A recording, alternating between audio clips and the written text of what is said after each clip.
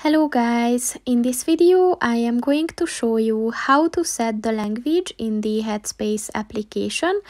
But first I just want to mention, don't forget to subscribe to my channel, because at 10,000 subscribers I am going to show you my whole YouTube revenue statistics and growth strategy, as well as how to make money online.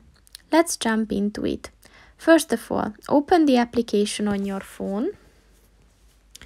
And then click on the person button at the bottom of the page on the right.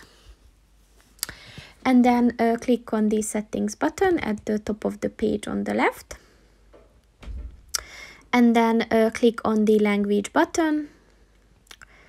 And as you can see, there are 5 languages you can choose from in this application. So just click on the one that you want to use. And then the language is set.